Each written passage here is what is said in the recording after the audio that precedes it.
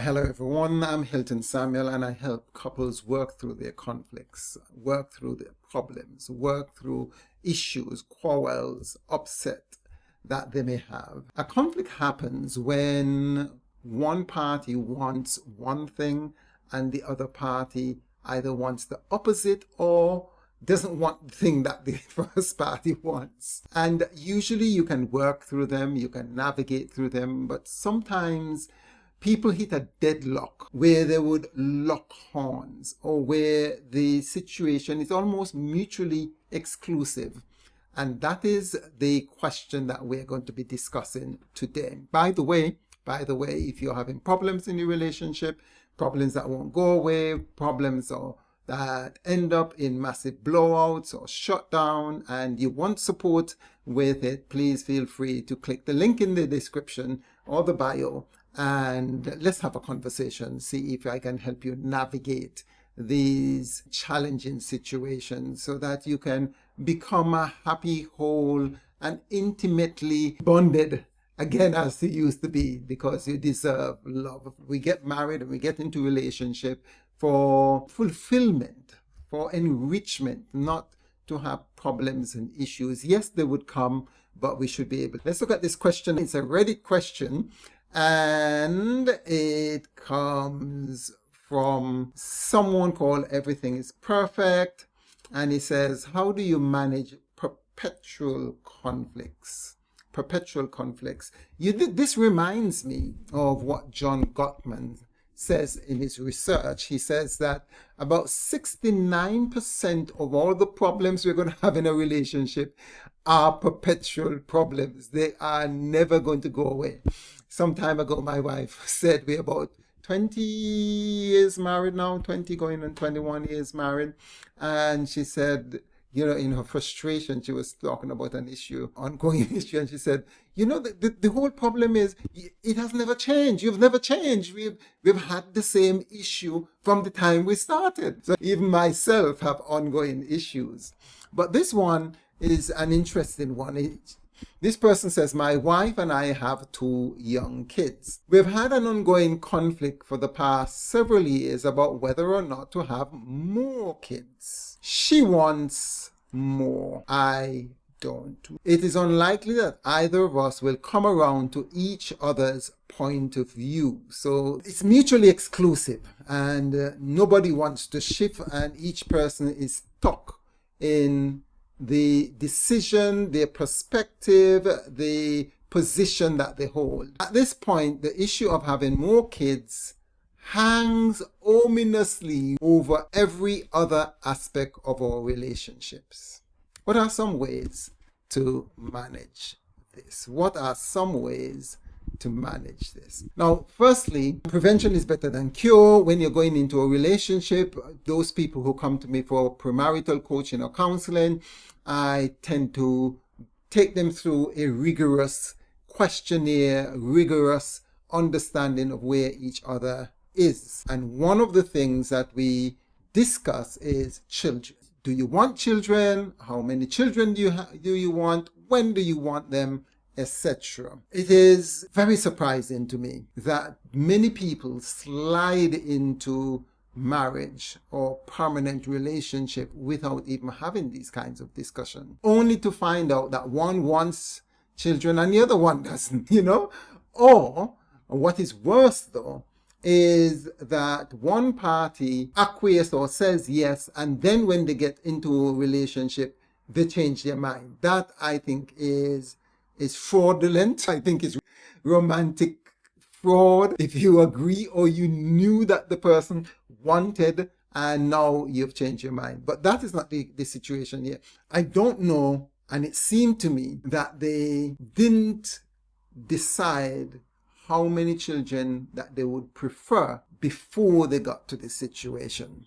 So now they're in the situation and both parties are at deadlocks, and not only are they at deadlock, it is affecting every other part of the relationship. Very, very difficult situation indeed. What I would suggest, first thing first, is to begin to explore why you either don't want or want. What is the driving factor? Because behind every decision, behind every desire, behind every action is a pattern of thought, and behind that emotions and feelings, and behind that needs. What it is that is driving this position. Did you grow up in a large family and do you love having lots of children around as the other party?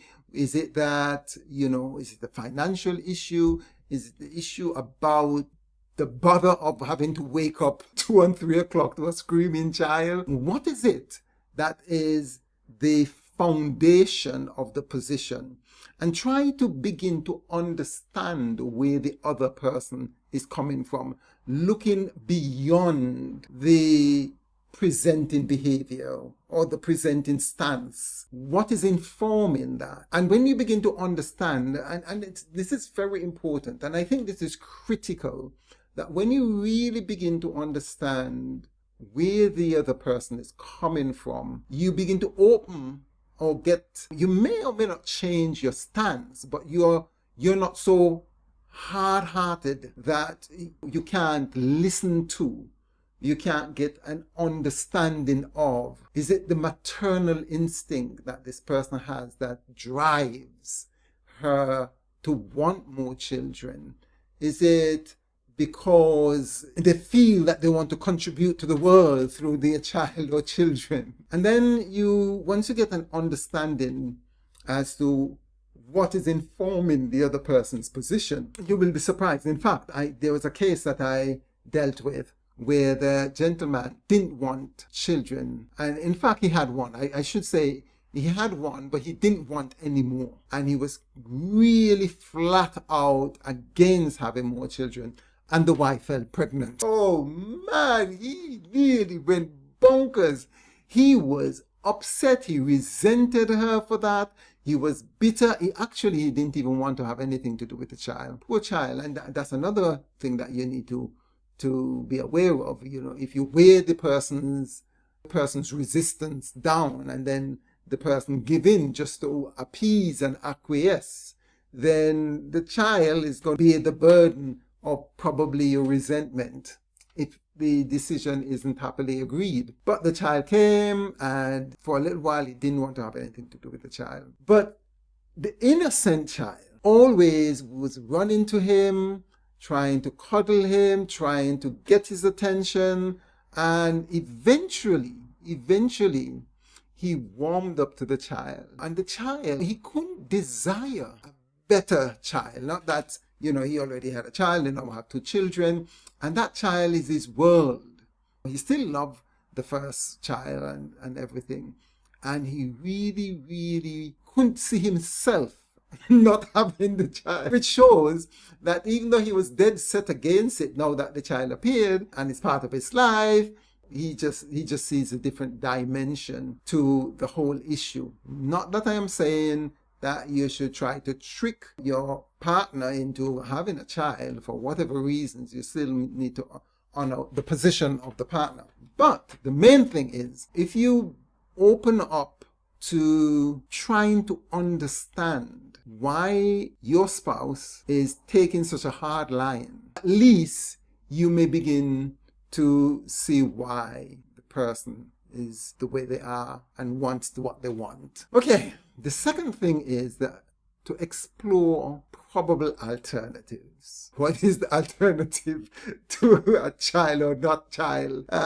You may decide you may adopt. You may decide that if not adopt, you can probably take care of somebody else's child, whether your niece or your nephew, or someone else who is a friend. If you do have those maternal or paternal instinct of caring, but you're not doing it yourself. I don't know, but you could sit down and brainstorm to as many different options as possible. And I know it's difficult when it comes to like a child or not a child. Ultimately, we need to come to a place where we can live in peace and at peace with each other. It would be difficult to say, okay, if the person is not going to give in to our position that you should divorce, because you already have children, you're already in a marriage,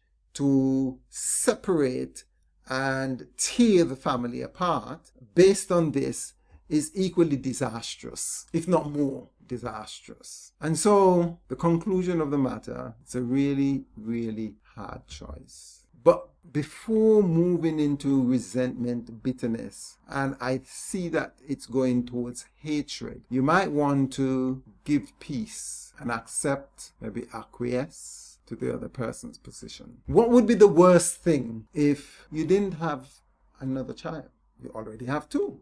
What's the worst thing? What would be the worst thing if you have another child? Children are challenging to deal with, but they bring joy, fulfillment. I've seen parents with very difficult children, but when you speak to them, and they would always say, most would always say that they would do it again. Oh, it's a difficult one. But there are two things I want us to end here. One, please try to understand where each other is coming from. So sit down, have a discussion.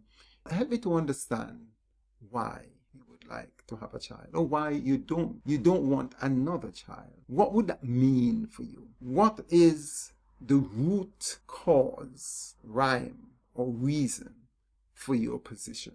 And be flexible. No judgment, just understanding. I think understanding is the way to go in this situation. Again, take care, stay strong. Don't give us always a way out. Speak soon.